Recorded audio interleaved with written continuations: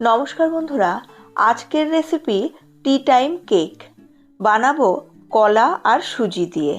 খুব অল্প সময়ের মধ্যে খুব পরিশ্রম ছাড়াই কিভাবে ব্যাটারটা তৈরি করে নেওয়া যায় সেটাই আজকের স্পেশাল ব্যাপার। আজকের কেক হবে ভীষণ নরম তুলতুলে আর দারুণ টেস্টি। তো চলুন ঝটপট আজকের রেসিপিটি দেখে নিই। রেসিপিটি পছন্দ হলে লাইক করবেন, শেয়ার করবেন এবং আমার চ্যানেলে নতুন হলে চ্যানেলটিকে সাবস্ক্রাইব করে আমার পাশে থাকবেন। ভিডিওটিকে সম্পূর্ণ দেখার অনুরোধ জানিয়ে আজকের রেসিপি শুরু করছি। কলা আমাদের প্রত্যেকের বাড়িতেই থাকে, কিন্তু একটু বেশি মজে গেলে কেউই আর খেতে চায় না।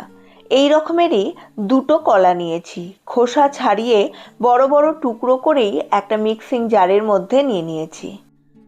1 কাপ সুজি নিয়েছি, এই কাপের মাপেই বাকি জিনিসগুলোও কিন্তু মেপে নেব। 1 কাপ সুজির সঙ্গে এখানে 1 কাপ চিনি নিয়েছি। দুটো ছোট এলাচের দানাকে ফাটিয়ে এর মধ্যে নিয়েছি। আর এর সঙ্গেই নিয়েছি হাফ কাপ টক দই। এটা বাড়িতে পাতা টক দই, টক দইটা কিন্তু বেশ ঘন। এবার সবটাকে 1 মিনিটের জন্য ভালো করে পিষে নেব। 1 মিনিট পরে এই মিশ্রণটার মধ্যেই একটা ডিম দিয়ে দেব। দেখুন, এটা বেশ সুন্দরভাবে সবটা মিশে গেছে।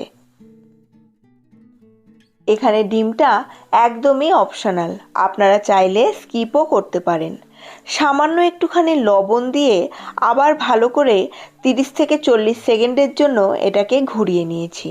এরপর এই মিশ্রণের মধ্যেই ছোট চামচের 1 চামচ ভ্যানিলা এসেন্স আর হাফ কাপ বাটার দিয়ে আবার ভালো করে পিষে নেব। এই মিশ্রণের মধ্যে এবার দিয়ে দিয়েছি 1 চামচ বেকিং পাউডার আর 1 চুটকি বেকিং সোডা। ভালোভাবে আবার কয়েক সেকেন্ডের জন্য মিশিয়ে নেব। দেখুন, মিশ্রণটা যেমন সুন্দর সফট হয়েছে তেমন ফুলেও উঠেছে। আগে থেকেই একটি টিনের বাটির মধ্যে কিছুটা তেল ব্রাশ করে নিয়ে তার উপর দিয়ে ময়দার একটা কোটিং দিয়ে রেখেছি। এবার এই বাটির মধ্যেই সমস্ত ব্যাটারটাকে ভালো করে ঢেলে দেব। ব্যাটারটা ঢালার পরে বাটিটাকে একটু ভালো করে ট্যাপ করে নিতে হবে যাতে ভেতরকার এয়ার বাবলস চলে যায়।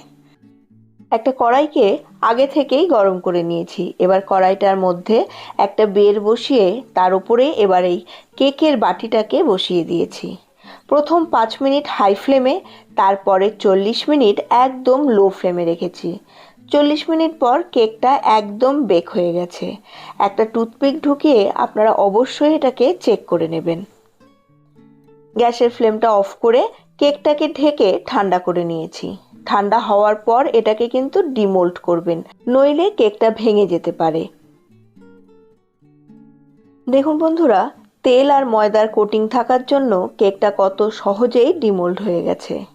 এবার এটাকে আপনার প্রয়োজন মতো আপনারা শেপ করে কেটে নিতে পারেন। আমি এখান থেকে একটা টুকরো কেটে আপনাদেরকে দেখাচ্ছি, তাহলে আপনারা বুঝতে পারবেন এর ভেতরটা কতটা সফট আর কতটা ফ্লাফি হয়েছে। আজকের রেসিপি আপনাদের কেমন লাগলো আমাকে কমেন্ট বক্সে এসে অবশ্যই জানান। ভালো লাগলে লাইক করুন, প্রচুর পরিমাণে শেয়ার করে নিন। আর আপনারা আমার চ্যানেলে নতুন হলে চ্যানেলটিকে সাবস্ক্রাইব করে পাশের বেল বাটনের অলে ক্লিক করে দিন, যাতে আমার প্রতিটি নতুন রেসিপির নোটিফিকেশন আপনাদের কাছে পৌঁছে যায় সবার আগে। আপনাদের সঙ্গে দেখা হচ্ছে পরবর্তী আরও একটি নতুন রেসিপি নিয়ে। ততক্ষণের জন্য সুস্থ থাকুন, ভালো থাকুন এবং রেসিপিগুলোকে অবশ্যই বাড়িতে ট্রাই করে দেখুন।